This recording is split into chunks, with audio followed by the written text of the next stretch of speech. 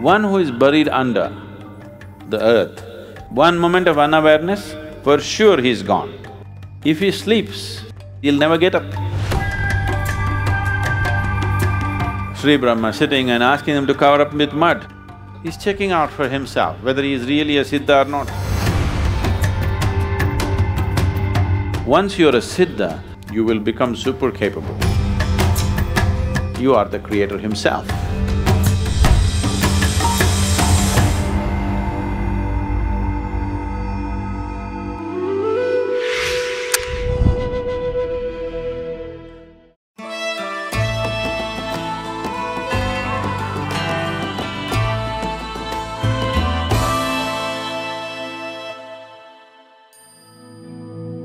Namaskaram Sadhguru. Could you speak about what kind of preparation is required to progress from practicing Ardha Siddhasana to the full Siddhasana?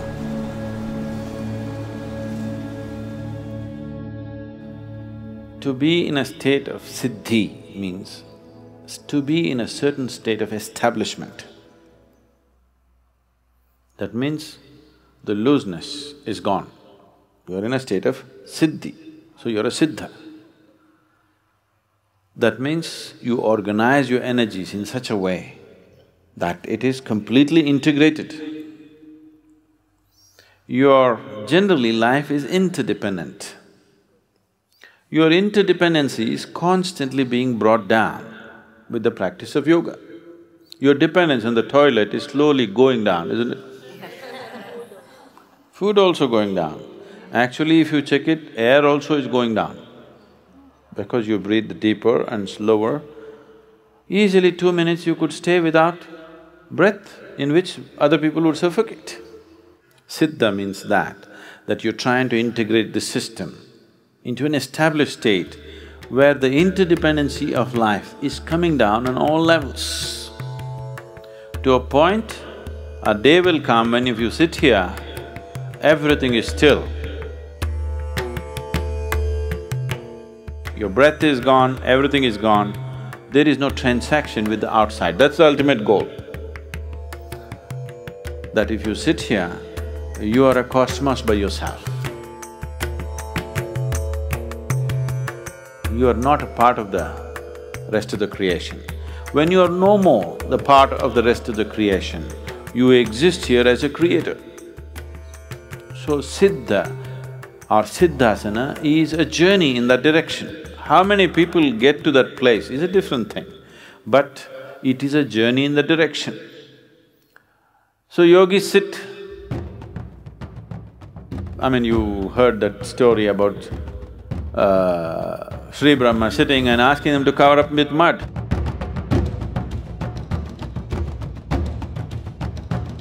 Because he's checking out for himself whether he is really a Siddha or not. Once the mud is covered, he cannot breathe.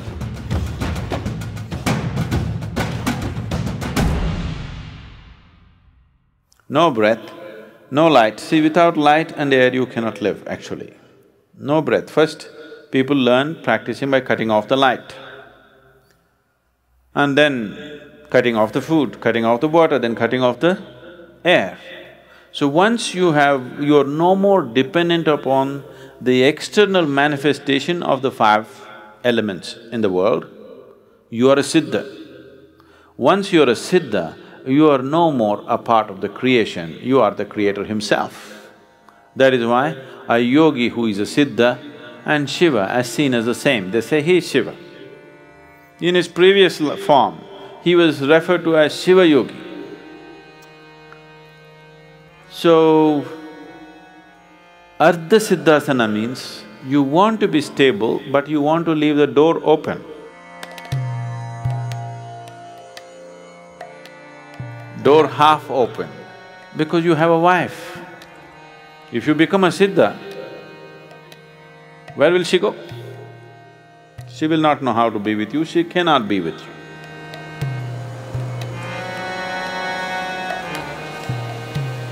And if you force yourself to be, if you are established in a certain way and force yourself to be, then you will be breaking something, either in this or that. So, people who are in normal family situations, you don't go for Siddhasana, you go for Ardha Siddhasana because you want to keep the door open. So Siddhasana, if you go, the practice will rise to a different level altogether. But that will also bring certain challenges, a certain integrity of who you are, how you live, what you eat, what you do, everything has to be watched. Because when you're trying to stabilize the system, beyond a certain level of what is considered natural and normal, it's normal to breathe, it's normal to eat and drink, it's normal to sleep. One who is buried under the earth, if he sleeps, finished he'll never get up. So 18 days, 20 days, 12 years, somebody doesn't sleep. Because if he sleeps, for sure he's gone. One moment of unawareness, for sure he's gone. By the time you open, his body will be rotting. So, to be a Siddha is a different dimension.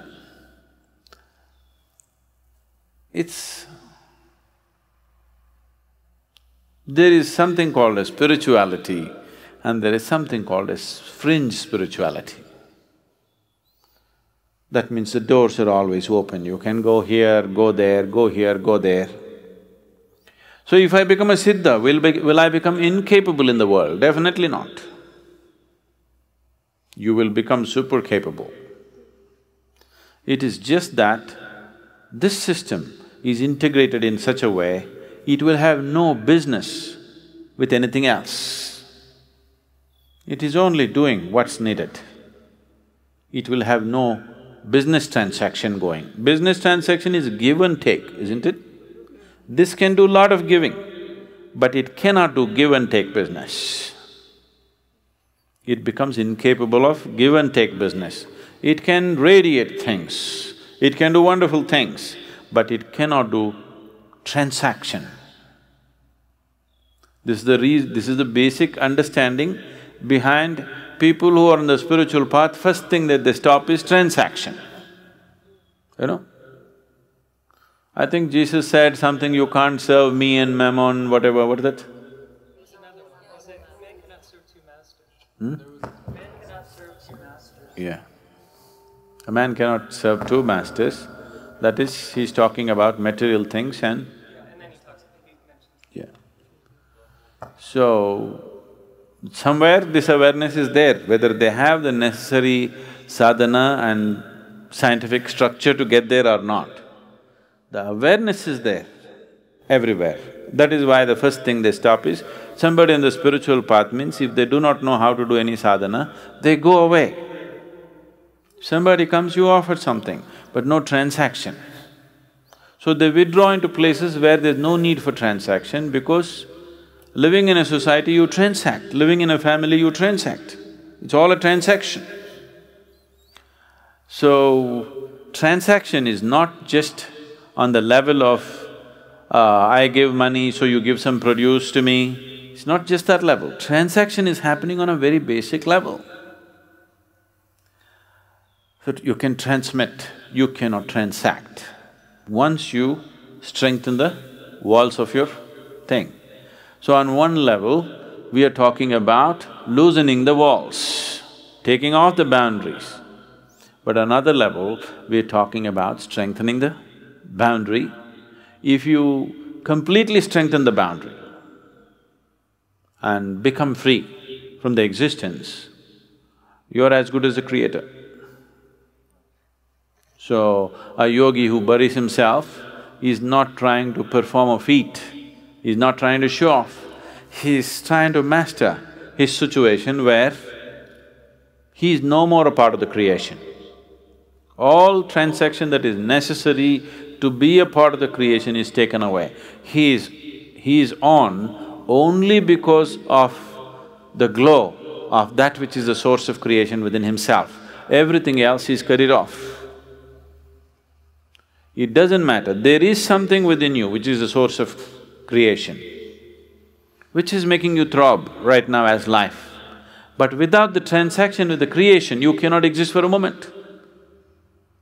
God is beating within you, but if I hold your breath, you're gone, isn't it?